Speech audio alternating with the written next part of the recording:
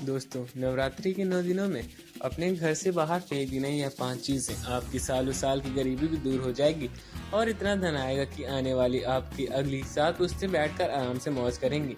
दोस्तों, नवरात्रि के यहाँ 9 दिन केवल पूजा पाठ, आरती या माता को चुनरी चढ़ाने का समय नहीं है। यह केवल उपवास रखने का या मंदिर जाकर दीपक जलाने का है। नवरात्रि के यहाँ 9 दिन असल में वह समय है जब देवी माँ आपके घर के दरवाजे पर खड़ी होकर देखती हैं आपने अपने जीवन में और अपने घर में क्या करा है। आपका जीवन और आपका घर कितना शुद्ध है, हमें केवल एक उत्साह की तरह नहीं बनाना चाहिए, बल्कि इस पर्व पर हमें अपने मन की ओर अपने घर को गंदगी से समाप्त करना है, बोझ पूरी तरीके से समाप्त भी हो जाए। जी हाँ दोस्तों, और यदि आपने नवरात्रि के इन 9 दिनों में अपने घर से इन 5 चीज़ों को बाहर फेंक दिया तो दोस्तों आपके पूरे परिवार पर देवी माँ की ऐसी कृपा बनेगी कि आप जो मांगोगे आपके मांगते ही आपकी सारी मनोकामना पूर्ण हो जाएगी। दोस्तों, वीडियो में आगे बढ़ने से पहले जितने भी देवी माँ के सच्चे भक्त हैं वह इस वीडियो को लाइक करके और कमेंट बॉक्स में जय माता लक्ष्मी ज़रूर लिख दें। दोस्तों, हमारे जीवन में कई बार जो रुकावटें आती हैं,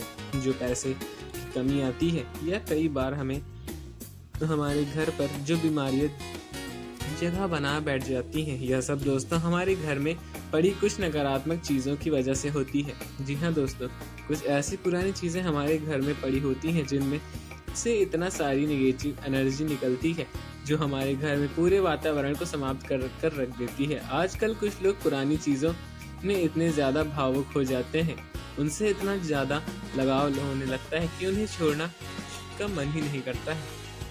यह अवसर देता है कि हम अपने घर और अपनी ज़िंदगी में इन बेकार की चीज़ों की वजह से बोझ बाहर कर सकते हैं ताकि देवी माँ का हम अच्छे से स्वागत कर सकें। और दोस्तों, मेरा विश्वास करना, यदि आज की इस वीडियो को आपने अंत तक देख कर इन 5 चीज़ों को अपने घर से बाहर फेंक दिया तो दोस्तों आपके जीवन में वह खुशियाँ आएगी जिसका आप सालों से इंतज़ार कर रहे हैं। दोस्तों, यह बात हम बहुत अच्छे से जानते हैं कि पिछले कुछ सालों से आपके जीवन में बहुत सारी कठिनाइयाँ आ गई हैं।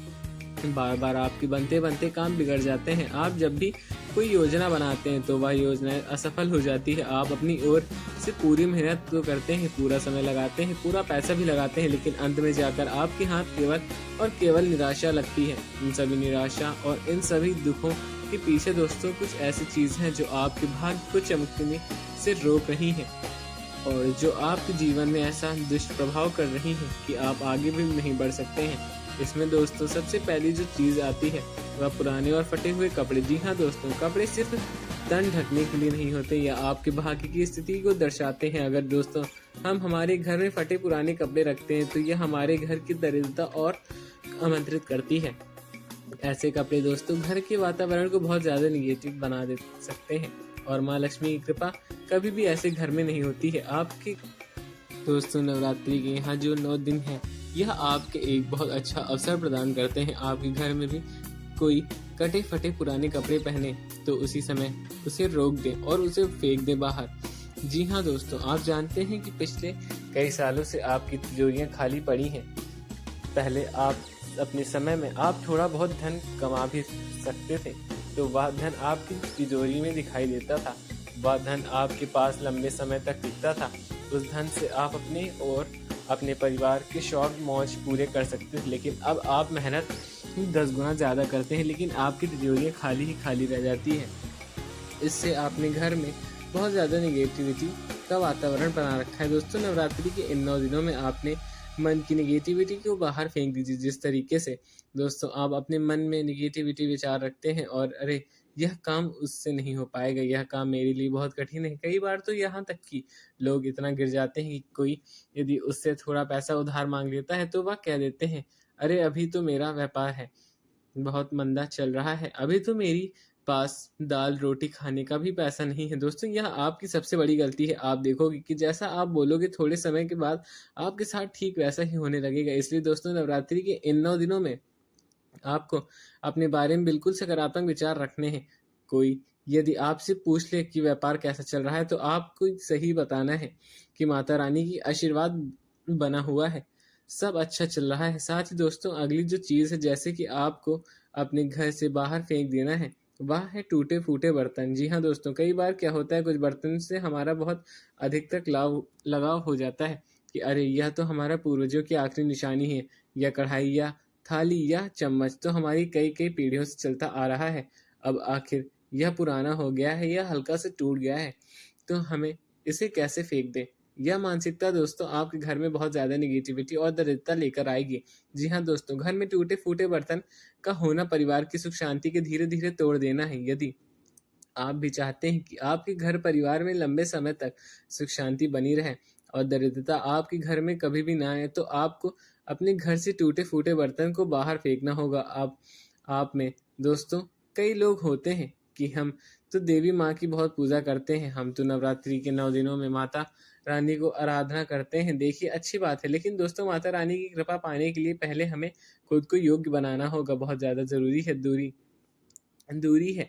और घंटों घंटों तक पूजा करेंगे, लाखों मंत्रों का जाप करेंगे, लेकिन यदि आप अपने घर की ओर देखेंगे, मन स्वच्छ करेंगे, एकदम वेल अप टू डेट घर रखेंगे, तो दोस्तों नवरात्रि के इस समय को लोग केवल आजकल मौज मस्ती की तरह लेने लग गए हैं। लोग सोचते हैं कि नवरात्रि में केवल गरबा खेलना है, मौज मस्ती करनी है। गरबे को भी आजकल नृत्य की तरह खेलने लग गए हैं। दोस्तों यह समय देवी माँ की आराधना का समय होता है।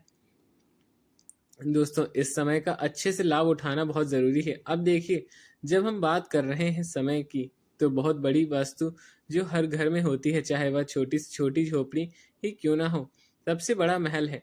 वह चीज़ क्या है? घड़ी। जी हाँ दोस्तों, हर घड़ी मतलब हर घर में घड़ी ज़रूर होती है, लेकिन दोस्तों यदि आपके घर में कोई बेकार टूटी फूटी या पुरानी घड़ी पड़ी है, तो उसी समय उसे रहते ही बाहर फेंक दीजिए। देखिए समय अच्छा तभी चलेगा जब आपके घर में अच्छा समय दिखाने वाली घड़ी होगी। इसलिए आपको अपने घर में पुरानी घड़ी बिल्कुल भी नहीं रखना है। यदि किसी घड़ी का कांच टूट गया है तो उसे बदला लीजिए, ना तो उसे ठीक करवा के, अगर वो ठीक नहीं हो रही तो उसे फेंक दे बाहर।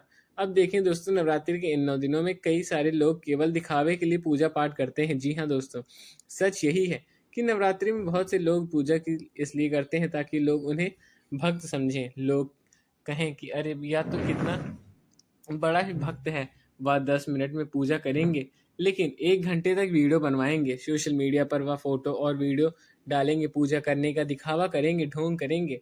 केवल दिखावा करना चाहते हैं तो ऐसी गलती करने से आपको बचना है।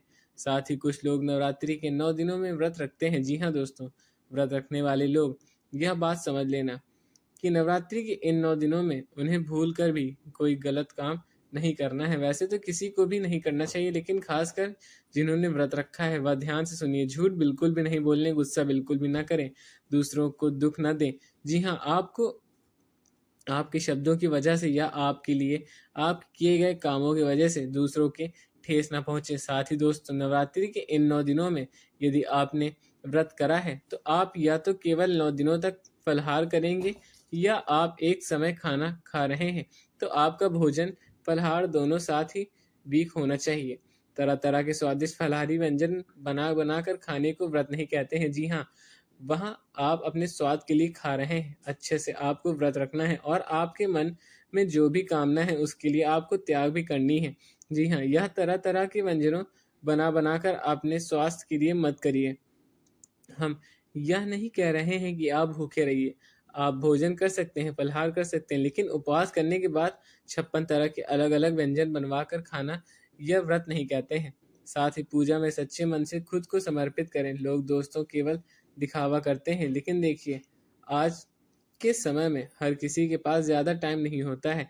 यह टाइम भी जानते हैं, समझते हैं, लेकिन यदि आप 5 मिनट भी माता रानी की आराधना कर रहे हो, पूजा कर रहे हो, तो वह 5 मिनट बिल्कुल सच्चे मन से होना चाहिए। उन 5 मिनटों में आपको किसी भी चीज़ का कोई दिखावा नहीं करना है, कोई ऐसा काम नहीं करना है कि कहीं से भी आपका ध्यान भटके, और पूरी तरीके से आप माता रानी की खुद को समर्पित कर देना है और सच्चे मन से भक्ति करनी है।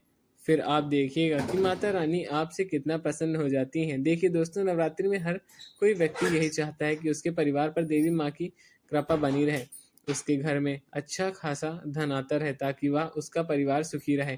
लेकिन दोस्तों आज के ज़माने में सबसे बड़ी सच्चाई यह है, किसी तरीके का बोझ अपने मन में दबाकर बैठा है। हर किसी मनुष्य के जीवन में आज कोई ना कोई तकलीफ ज़रूर रहती है, किसी ना किसी बात को लेकर वह परेशान ज़रूर रहता है। लेकिन अगर इस परेशानी को इस नवरात्रि के 9 दिनों में माता रानी को समर्पित करना चाहते हैं, तो हम यह सोच लें कि जो होगा माता रानी की कृपा से अच्छा होगा। माता रानी मेरे बारे में जैसा सोचेंगी बढ़िया ही होगा।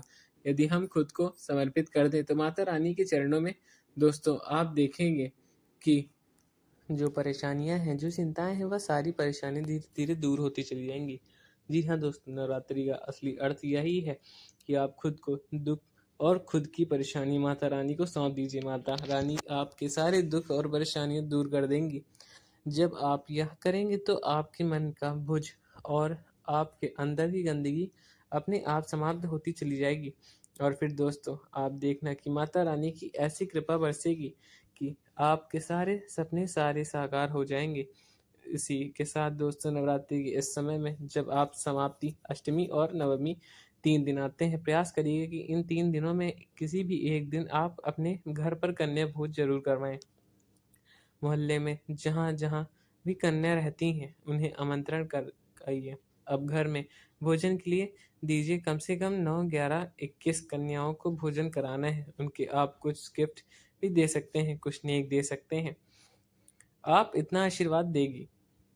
और कहते हैं ना दोस्तों कि छोटी-छोटी कन्याएं स्वयं माता रानी का ही स्वरूप होती हैं। इसीलिए उनका आशीर्वाद प्राप्त करना तो सबसे पहले उन्हें आमंत्रण कर दीजिए और खाना खिलाइए और फिर उसके बाद उनका आशीर्वाद प्राप्त करिए। फिर आपके जीवन के सारे दुख अपने आप ही दूर होने लगेंगे। तो दोस्तों यह थी कुछ महत्वपूर्ण बातें तो हमने आपको बता दी है। वीडियो पसंद आई हो तो लाइक करके चैनल को सब्सक्राइब जरूर करें। मिलते हैं आपको अगली नई वीडियो में। तब तक के लिए धन्यवाद। जय श्री राम, जय बजरंग बली।